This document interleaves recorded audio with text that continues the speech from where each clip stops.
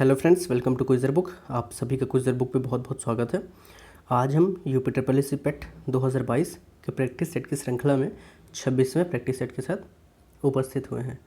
आप सभी से निवेदन है कि अभी तक जितने ही प्रैक्टिस सेट डाले जा चुके हैं उन सभी वीडियोज़ को ध्यान से देखें तथा एक्स्ट्रा क्वेश्चन जो भी आपको बताए गए हैं उनको नोट डाउन करें। हर क्वेश्चन आपकी परीक्षा के लिए अति महत्वपूर्ण है। साथ ही साथ आपके सक्सेस बूस्टर साथ हैं, आपके sectional practice set, theoretical video, हर वीडियो को आप देखें और अपना फीडबैक कमेंट बॉक्स में ज़रूर दें। और अगर आपको कोई भी टॉपिक कठिन लग रहा है या कोई दिक्कत आ रही है, पढ़ना चाहते हैं, तो वो टॉपिक आप कमेंट बॉक्स में ज़रूर बताएं। चलिए अपना डिस्कशन शुरू करते हैं। फर्स्ट क्वेश्चन है, निम्नलिखित में से कौन सा सिंधु घाटी सभ्यता का महत्वपूर्ण स्थान नहीं है? Option are Kalibanga, Azamgarh, Mohenjodaro, Harappa. तो इनमें से कौन सा स्थान सिंधु घाटी सभ्यता से नहीं है? आजमगढ़। आजमगढ़ यूपी का एक ज़िला है। और पिछली वीडियो में सिंधु घाटी सभ्यता से रिलेटेड कुछ क्वेश्चन आपसे पूछे थे। आपसे पूछा था कि जुते हुए खेत का साक्ष्य कहाँ से मिला है और मनके बनाने का कारखाने का साक्ष्य कहाँ से मिला है। तो आप सभी को बता दूं कि जुते हुए खेत का साक्ष्य सिंधु घाटी सभ्यता में कालीबंगन से मिला है और मनके बनाने के कारखाने का साक्ष्य चनोदड़ो से मिला है। इन दोनों क्वेश्चन को आपको ध्यान रखना है। और एक क्वेश्चन और बता रहा हूँ, नर्तकी की कांस्य की मूर्ति कहाँ से मिली? मोहनजोदड़ो से। और दो क्वेश्चन अति महत्वपूर्ण हैं कि हड़प्पा, ये बहुत कन्फ्यूजन क्रिएट करते हैं कि हड़प्पा किस नदी के किनारे है, तो वो है रावी नदी। और मोहनजोदड़ो किस नदी के किनारे है? सिंधु नदी। नेक्स्ट क्वेश्चन है हमारा, किसने अपनी राजधानी दिल्ली से देवगिरी स्थानांतरित की, जिसे उसने दौलताबाद नाम दिया? ऑप्शन आर फिरोज शाह तुगलक, मोहम्मद बिन कासिम, अलाउद्दीन खिलजी, मोहम्मद बिन तुगलक। तो किसने राजधानी दिल्ली से देवगिरी स्थानांतरित की, जिसको दौलताबाद उसने कहा? अलाउद्दीन खिलजी ने, मोहम्मद बिन तुगलक ने। ऑप्शन डी करेक्ट है। नेक्स्ट क्वेश्चन, मुगल सम्राट जहांगीर किसका पुत्र था? Option are Akbar, Humayun, Shahjahan, Babur. तो मुगल सम्राट जहांगीर किसका पुत्र था? अकबर का पुत्र था। ऑप्शन ए करेक्ट है। नेक्स्ट क्वेश्चन, 1893 ईस्वी में विश्व में धर्म संघीय संसद में भारत का प्रतिनिधित्व किसने किया था? ऑप्शन आर स्वामी विवेकानंद, लेखराज खूबचंद कृपलानी, भक्ति विनोद ठाकुर, उपासनी महाराज। तो 1893 में धर्म संघीय संसद में भारत का प्रतिनिधित्व स्वामी विवेकानंद जी ने किया था। ऑप्शन ए करेक्ट है। नेक्स्ट क्वेश्चन, 1781 ईस्वी में भारत के पहले गवर्नर जनरल वारेन हास्टिंग ने मुस्लिम कानून के अध्ययन और शिक्षण के लिए मदरसे की स्थापना कहाँ की? Option are Delhi, Bihar, Calcutta, Mumbai. आप सभी को देना है भारत के पहले गवर्नर जनरल वारेन हास्टिंग। आपको इस चीज़ को ध्यान रखना है। और कहाँ पे इन्होंने मदरसे की स्थापना की? कलकत्ता में की। ऑप्शन सी करेक्ट है। नेक्स्ट क्वेश्चन, रविंद्रनाथ टैगोर को गुरुदेव की उपाधि किसने दी थी? ऑप्शन आर महात्मा गांधी, पंडित नेहरू, लाला लाजपत राय, बाल गंगाधर तिलक। तो रविंद्रनाथ टैगोर को गुरुदेव की उपाधि किसने दी?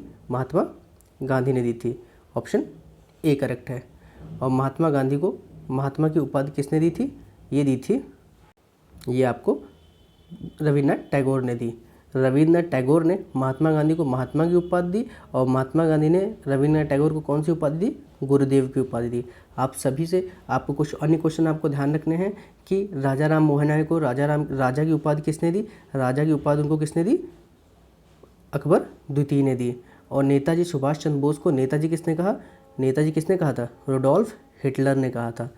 और आपको ध्यान रखना है कि सुभाष चंद्र बोस को देशनायक किसने कहा? तो देशनायक किसने कहा था? रविंद्रनाथ टैगोर ने कहा था। रविंद्रनाथ टैगोर ने सुभाष चंद्र बोस को देशनायक कहा। और नेताजी सुभाष चंद्र बोस, नेताजी किसने कहा? रुडोल्फ हिटलर कहा। और राजा राम मोहन राय को राजा किसने कहा? अकबर द्वितीय ने कहा। इन सभी प्रश्नों को आपको ध्यान रखना है। और ये आपका रविंद्रनाथ टैगोर ने महात्मा गांधी को महात्मा कहा और महात्मा गांधी ने रविंद्रनाथ टैगोर को गुरुदेव कहा। नेक्स्ट क्वेश्चन, बंगाल सती अधिनियम 1829 किस गवर्नर जनरल द्वारा लागू किया गया था? ऑप्शन सर सन Henry Hardinge, sir Lord William Bentinck, Edward Law, William Butterworth Bayley. तो किसने लागू किया था? लॉर्ड विलियम बेंटिक ने। ऑप्शन नंबर बी करेक्ट है। बंगाल सती अधिनियम 1829 किस गवर्नर जनरल द्वारा लागू किया गया? Lord William Bentinck. Option B correct है। नेक्स्ट क्वेश्चन, महात्मा गांधी के लिए भारतीय मानवता की एक एकता, इसकी आर्थिक स्वतंत्रता और समानता का प्रतीक था। ऑप्शन सर, खादी, पहिया, नमक, धागा। तो महात्मा गांधी के लिए खादी भारतीय मानवता की एकता, इसकी आर्थिक स्वतंत्रता और समानता का प्रतीक था। ऑप्शन ए करेक्ट है। नेक्स्ट क्वेश्चन, अखिल भारतीय मुस्लिम लीग की स्थापना किस वर्ष हुई? Option sir, 1899, 1901, 1906, 1913। तो अखिल भारतीय मुस्लिम लीग की स्थापना किस वर्ष हुई? 1906 में हुई। ऑप्शन सी करेक्ट है। और मुस्लिम लीग के संस्थापक कौन थे? हमारे मुस्लिम लीग के संस्थापक आगा खां एवं सलीम उल्लाह थे। आपको ध्यान रखना है कि मुस्लिम लीग के संस्थापक कौन थे? आगा खां और सलीम उल्लाह। नेक्स्ट क्वेश्चन, भारत के बंटवारे की घोषणा किस तारीख को की गई थी? ऑप्शन सर, 15 अगस्त 1947, 3 जून 1947, 17 जुलाई 1947, 1 जुलाई 1947। तो भारत के बंटवारे की घोषणा किस तारीख को की गई थी? 3 जून 1947। ऑप्शन नंबर बी करेक्ट है। नेक्स्ट क्वेश्चन, ब्रह्मपुत्र नदी निम्नलिखित में से किस देश से होकर प्रवाहित नहीं होती है? ऑप्शन सर, चीन, बांग्लादेश, भारत, नेपाल। तो आपको सभी को पता है ब्रह्मपुत्र नदी चाइना से होते हुए अरुणाचल प्रदेश में प्रवेश करती है, तो इंडिया में प्रवेश कर गई, फिर इंडिया से होते हुए बांग्लादेश जाती है। तो कौन सा देश बच गया? नेपाल। ऑप्शन डी करेक्ट है, नेपाल में नहीं प्रवाहित होती है। नेक्स्ट क्वेश्चन, लू गर्मी के मौसम में के दौरान कहाँ से उत्पन्न होकर आसन क्षेत्रों की ओर बढ़ती है? Option sir, Rajasthan, Madhya Pradesh, Uttar Pradesh, Delhi. तो लू गर्मी के दौरान राजस्थान से उत्पन्न होकर आसन क्षेत्रों की ओर उड़ती है। ऑप्शन नंबर ए करेक्ट है। नेक्स्ट क्वेश्चन, एशिया का सबसे पुराना तेल उत्पादक क्षेत्र कहाँ स्थित है?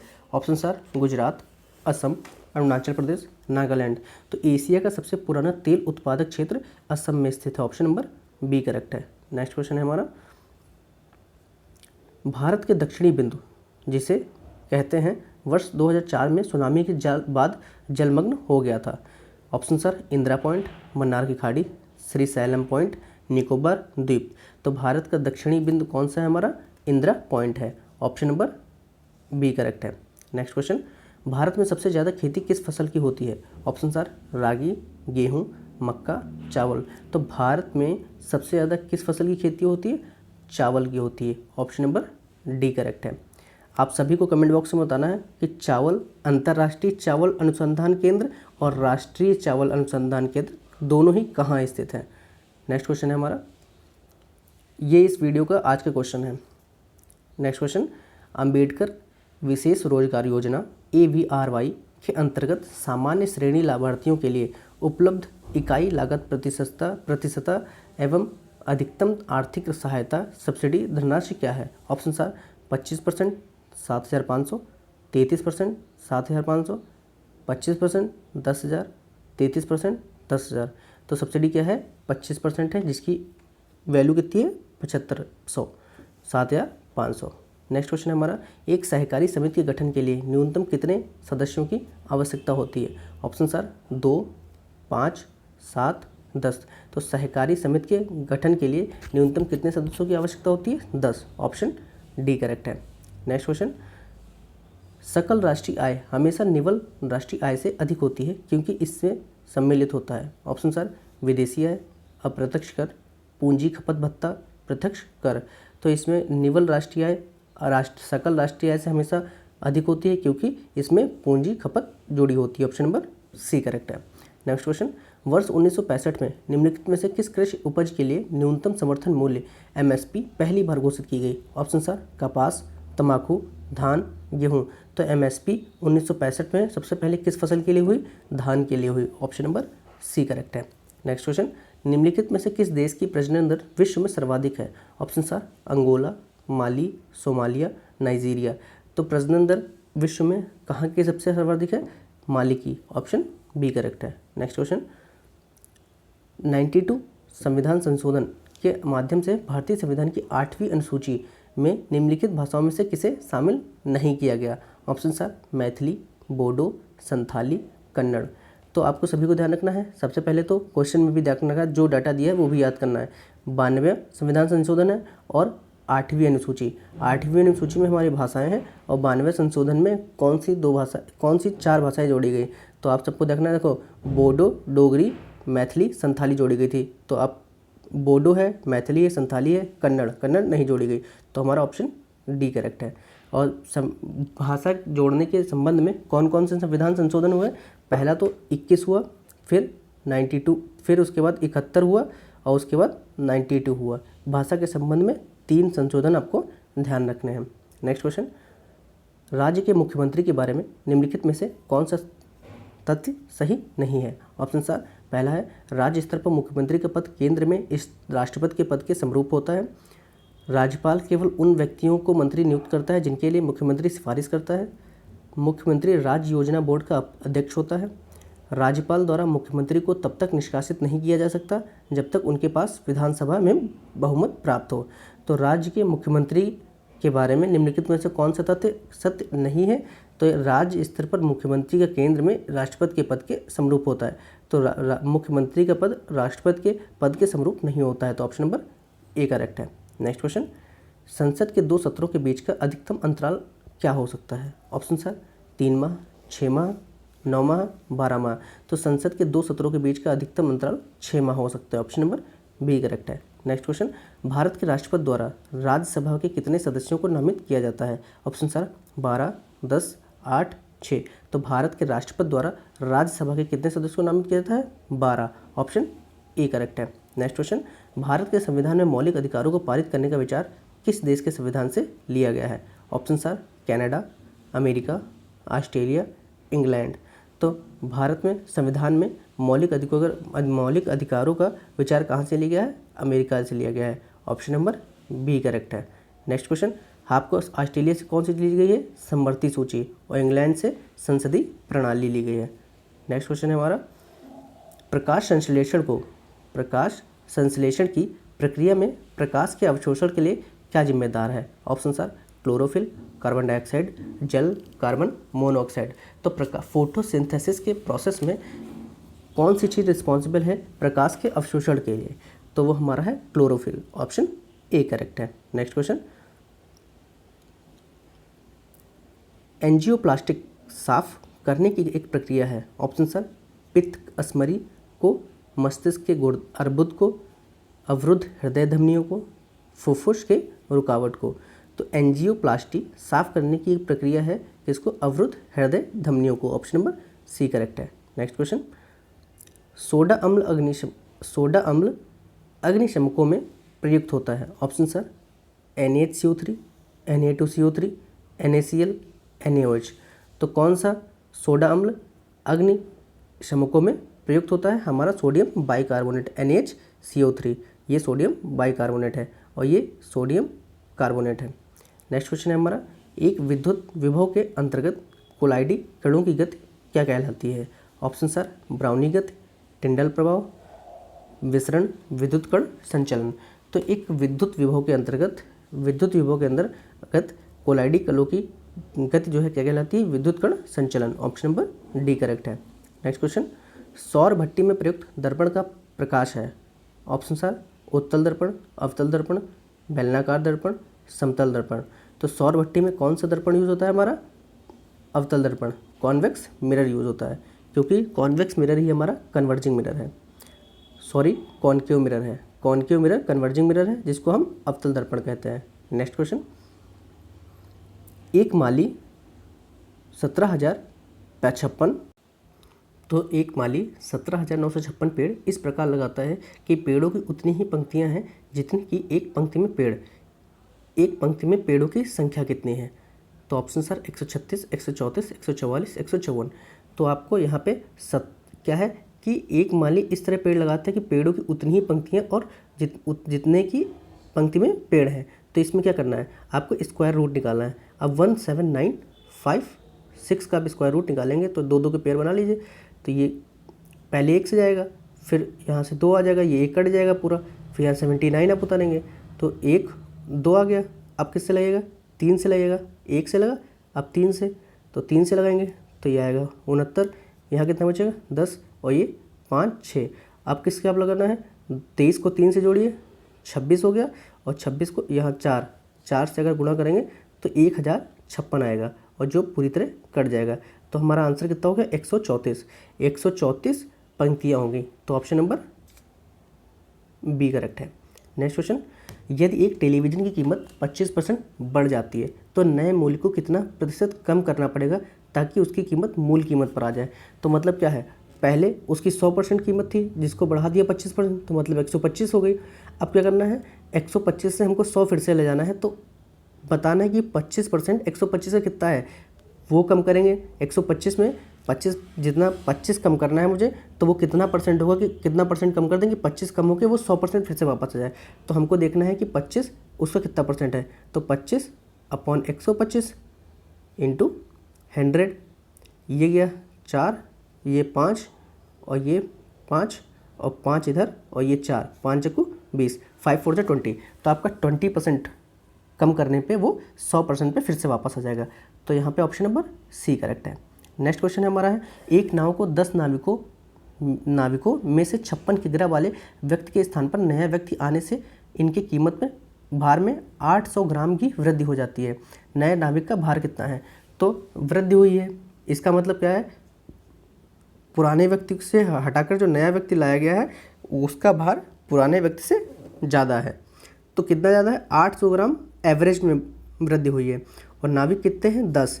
तो अगर 800 ग्राम हर बंदे पे अगर बढ़ा है तो 10 बंदों पे कितना बढ़ गया, 8 किलो। अगर 8 केजी हर बंदे पे बढ़ा है तो पहले व्यक्ति कितने का था, 56 किग्रा का, तो अब कितना हो जाएगा, 56 + 8 मतलब 64 हो जाएगा। तो आपका आंसर नंबर सी करेक्ट है, सी। नेक्स्ट क्वेश्चन क्या है, उपकूल में कौन सा समास है। ऑप्शन सर, द्वंद्व, द्विग, अविभाव, तत्पुरुष। तो उपकूल में हमारा कौन सा समास है, अव्यभाव समास है। ऑप्शन नंबर सी करेक्ट है। नेक्स्ट क्वेश्चन, वे शब्द जो धातु या शब्द के अंत में जुड़ते हैं उन्हें क्या कहते हैं। ऑप्शन सर, समास, अव्यय, उपसर्ग, प्रत्यय। तो जो धातु या शब्द के अंत में जुड़ते हैं उन्हें प्रत्यय कहते हैं। नेक्स्ट क्वेश्चन, निम्न में से किस शब्द में उपसर्ग का प्रयोग हुआ है। ऑप्शन सर, लिखाई, हानिकारक, उपकार, अपनापन। तो उपसर्ग का प्रयोग किस में हुआ, उपसर्ग वे कौन होते हैं जो शब्द के पहले जुड़ते हैं स्टार्टिंग में, तो उन्हें क्या कहते हैं, वो कौन सा शब्द है जिसमें उपसर्ग का प्रयोग हुआ है, उपकार है। ऑप्शन सी करेक्ट है। नेक्स्ट क्वेश्चन, आंधी, औंधी, खोपड़ी मुहावरे का क्या अर्थ है। ऑप्शन सर, मूर्ख होना, कुछ निर्णय न कर पाना, किंकर्त, विमूढ़ होना, झगड़ालू होना। तो औंधी खोपड़ी मुहावरे का क्या अर्थ है, मूर्ख होना। ऑप्शन नंबर ए करेक्ट है। नेक्स्ट क्वेश्चन, त्यागपत्र उपन्यास के उपन्यासकार कौन है। ऑप्शन सर, यशपाल, जैनेन्द्र, अकेर, उपेंद्रनाथ, अश्क। तो त्यागपत्र उपन्यास के उपन्यासकार कौन है, जैनेन्द्र है। ऑप्शन नंबर बी करेक्ट है। Next question, select the most appropriate meaning of the given idiom. A bird of passage. Option sir, a person of great importance, an evil person, a person who travels widely, a weak person. तो a bird of passage का मतलब क्या है idiom का, a person who travels widely. Option number C correct है। Next question है हमारा, choose the correct adjective of the following noun. Option sir, noun क्या है हमारा, एडवाइस। तो इसका करेक्ट एडजेक्टिव आपको चूज करना है। Option sir, advisable, advise, advisely, adviser. तो एडजेक्टिव कौन होता है, डैट क्वालिफाइज नाउन और प्रोनाउन। जो नाउन या संज्ञा या सर्वनाम की विशेषता बताएं उन्हें विशेषण कहते हैं। तो एडजेक्टिव कौन होंगे, जो नाउन और प्रोनाउन की विशेषता बताएं। तो हमारा ऑप्शन नंबर ए करेक्ट है, advisable. Next question, complete the following sentence by choosing the appropriate forms of verb. Option are, sentence हमारा है, will you slash a car, if you slash any money. Option sir, have, did not have, owned, had not, buy, don't have, should, had. तो will you buy, don't a car, if you don't have money, any money. तो option number कौन सा है, सी correct है। Will you buy a car if you don't have any money. Option C correct है। Next question, 44-45 हमारा passage पे है। Let's read our passage. I climbed into bed and rolled myself in my blanket, first extinguishing the light that burned steadily near the door. I laid still time to get the sleep, but my fear made me impossible, and soon I sat up in the bed, peering into the darkness and occasionally glancing at the round window in the side of ship, which seemed like a plate suspended in the darkness. For an hour I must have sat like this, and then I was suddenly roused by a cold air. I jumped out of bed and not having allowed for the motion of the ship, I was instantly thrown violently across the room. Question है हमारा, the author sat peering into the darkness because options are he had put out the light, he wished to see the window had looked like a plate, he was afraid. तो author sat peering into the darkness क्यों बैठा रहा, क्योंकि he was afraid. Option number D correct है. Next question, the author jumped out of bed because options are he heard a faint sound, he saw someone coming towards him, a cold breeze blew past his face, he was pushed by someone. तो the author jumped off bed because a cold breeze blew past his face. तो option number C correct है. Next question, निम्न में से किस राज्य के महाशिवरात्रि के मौके पर उज्जैन में 21 लाख दीपक जलाकर गिनीज वर्ल्ड रिकॉर्ड बनाया है. Option sir Uttar Pradesh, Madhya Pradesh, Uttarakhand, Orissa. तो किसने बनाया है, हमारा मध्य प्रदेश ने बनाया है. ऑप्शन नंबर बी करेक्ट है. नेक्स्ट क्वेश्चन, मार्च 2022 को भारतीय वायुसेना ने वायुसेना अभ्यास वायु शक्ति का आयोजन किया जिसमें कुल 148 विमानों ने हिस्सा लिया. यह आयोजन किस शहर में किया गया. Option sir Tezpur, Pokhran, Gandhinagar, Mangaluru. तो वायु शक्ति का आयोजन कहाँ हुआ है, पोखरण में हुआ है. पोखरण गुजरात में. ऑप्शन नंबर बी करेक्ट है. नेक्स्ट क्वेश्चन, हाल ही में किस भारतीय बैंक ने प्रतिबंधित रूसी संस्थानों को बैंकिंग माध्यमों के जरिए भुगतान पर रोक लगा दी है. Option sir Indian bank, state bank of India, bank of India, HDFC bank. तो किसने रोक लगाई है, स्टेट बैंक ऑफ इंडिया ने. ऑप्शन बी करेक्ट है. नेक्स्ट क्वेश्चन, निम्न में से किस ऑटोमोबाइल कंपनी ने अपने उभरते मोबिलिटी सॉल्यूशंस व आने वाले इलेक्ट्रिक वाहनों के लिए एक नया ब्रांड वीडा लॉन्च किया है. Option sir Bajaj auto, hero motor Corp, Honda, TVS Motors. तो वीडा किसकी सब्सिडरी कंपनी है, हमारी हीरो मोटर कॉर्प की है. नेक्स्ट क्वेश्चन किसके लिए है, फॉर इलेक्ट्रिक वाहनों के लिए. नेक्स्ट क्वेश्चन, हाल ही में 31वें दक्षिण पूर्वी एशियाई खेलों की मेजबानी किस देश को दी गई. Option sir Cambodia, Laos, Myanmar, Vietnam. तो 31वें दक्षिण पूर्वी एशियाई खेलों की मेजबानी वियतनाम करेगा. ऑप्शन नंबर बी करेक्ट है. नेक्स्ट क्वेश्चन, 25 फरवरी 2022 को भारत व किस देश के बीच राजनीतिक संबंधों के 75 साल पूरे होने के उपलक्ष्य में एक विशेष लोगो का अनावरण किया गया. Option sir Belgium, Germany, Norway, Poland. तो 75 वर्ष पूरे होने पे भारत और बेल्जियम के बीच में एक विशेष लोगो लॉन्च किया गया. कौन है, बेल्जियम में. ऑप्शन नंबर ए करेक्ट है. नेक्स्ट क्वेश्चन, मार्च 2022 में पूर्व स्पिनर सोनी रामदिन का 92 वर्ष की आयु में निधन हो गया. वे किस देश के क्रिकेटर खिलाड़ी थे. Option sir Bharat, Sri Lanka, West Indies, दक्षिण अफ्रीका. तो सोनी रामदिन 92 वर्ष की आयु में जिनका निधन हो गया वे कहाँ के थे, वेस्ट इंडीज़ के थे, क्रिकेटर थे. ऑप्शन नंबर सी करेक्ट है. नेक्स्ट क्वेश्चन, अंतर्राष्ट्रीय मातृभाषा दिवस किस दिन मनाया जाता है. ऑप्शन सर 20 जनवरी, 21 फरवरी, 23 मार्च, 28 मई. तो अंतर्राष्ट्रीय मातृभाषा दिवस किस दिन मनाया जाता है, हमारा 21 फरवरी को मनाया जाता है. ऑप्शन नंबर बी करेक्ट है.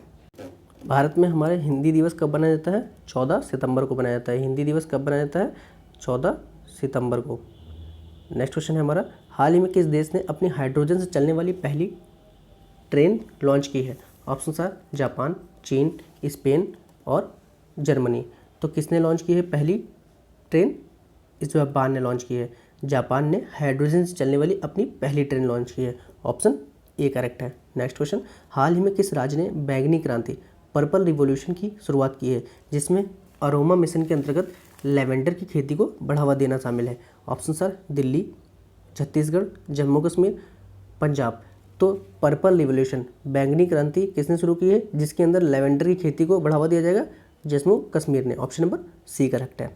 नेक्स्ट क्वेश्चन, थॉमस कप निम्नलिखित में से किस खेल से संबंधित है. Option sir hockey, badminton, football, cricket. तो हमारा थॉमस कप किससे जुड़ा हुआ है, बैडमिंटन से. ऑप्शन नंबर बी करेक्ट है. Next question, days of grace किस टेनिस लीजेंड की आत्मकथा है. Option sir Chris Evert, John McEnroe, Steffi Graf, Arthur Ashe. तो डेज ऑफ ग्रेस किस टेनिस खिलाड़ी की आत्मकथा है, ऑर्थर एस की. ऑप्शन नंबर डी करेक्ट है. नेक्स्ट क्वेश्चन, ICT किसका संक्षिप्त रूप है. Option sir international communication technology, intelligent communication technology, interested communication technology, information and communication technology. तो आईसीटी का फुल फॉर्म क्या है? Information and communication technology. Option number D correct है। नेक्स्ट क्वेश्चन, स्वदेशी क्या है? ऑप्शन सर, भारत में निर्मित वह सामग्री जो भारत में उत्पादित हुई थी। विदेशी भूमि में निर्मित वह सामग्री जो विदेशी है। एक चरखा जो रुई काटने के लिए प्रयोग किया जाता है। कपास से बना देश का झंडा। तो स्वदेशी क्या है? भारत में निर्मित वह सामग्री जो भारत में उत्पादित हुई है। ऑप्शन नंबर ए करेक्ट है। उन सभी वस्तुओं को क्या कहेंगे? स्वदेशी वस्तु। नेक्स्ट क्वेश्चन, मलेशिया के झंडे में लाल और सफ़ेद रंग की पट्टियाँ बारी बारी से शामिल हैं। Option sir 20, 18, 16, 14। तो मलेशिया के झंडे पर लाल और सफ़ेद रंग की कितनी पट्टियाँ बारी बारी शामिल हैं? 14। ऑप्शन नंबर डी करेक्ट है। नेक्स्ट क्वेश्चन, अंतरिक्ष यात्री अंतरिक्ष में प्रवेश करने और पृथ्वी की परिक्रमा करने वाले पहले व्यक्ति बन गए थे। Option sir David Gagarin, Yuri Gagarin, Yuri Malenchenko, David Malenchenko. तो अंतरिक्ष यात्री जिन्होंने अंतरिक्ष में प्रवेश करने और पृथ्वी की परिक्रमा करने वाले पहले व्यक्ति बन गए थे वो कौन थे? Yuri Gagarin. Option B correct है। नेक्स्ट क्वेश्चन, भौतिकी एवं रसायन विज्ञान में 2 बार नोबेल पुरस्कार जीतने वाली एकमात्र महिला कौन है? Option sir Dorothy Dotkin, Marie Curie, Maria Mayer, Ada Yonath. तो भौतिकी, फिजिक्स एवं रसायन विज्ञान में 2 बार नोबेल पुरस्कार जीतने वाली एकमात्र महिला कौन है? Marie Curie. Option number B correct है। नेक्स्ट क्वेश्चन, आप रुक्मणी देवी अरुणडेल के बारे में क्या जानते हैं? ऑप्शन सर वह एक भारतीय ब्रह्म विद्यावादी नृत्यांगना और भरतनाट्यम की कोरियोग्राफर थी। वे आज़ादी के बाद की एक प्रसिद्ध लेखिका थी। वे एक पुरस्कार विजेता फिल्म निर्मात्री थी। वे रंगमंच से संबंधित थीं। तो आप रुक्मणी देवी अरुणडेल के बारे में क्या जानते हैं? यह एक ब्रह्म विद्यावादी नृत्यांगना और भरतनाट्यम की कोरियोग्राफर थी। ऑप्शन नंबर ए करेक्ट है।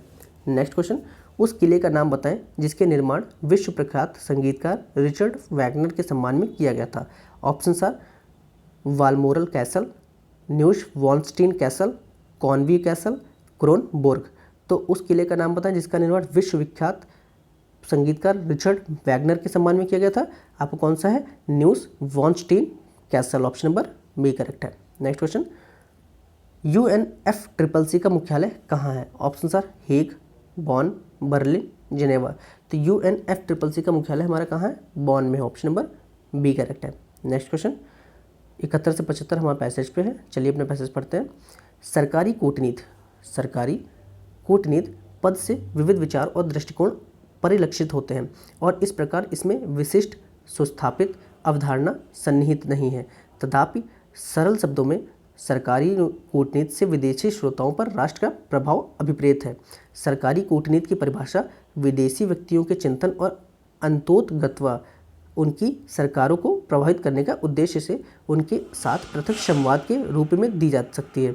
अतः सरकारी कूटनीति को किसी राष्ट्र द्वारा अन्य देशों की बात सुनने और उनकी आवश्यकताओं को समझने और अंततः संबंध स्थापित करने के उद्देश्य से अपने विचार संप्रेषित करने की प्रक्रिया के रूप में भी समझा जा सकता है।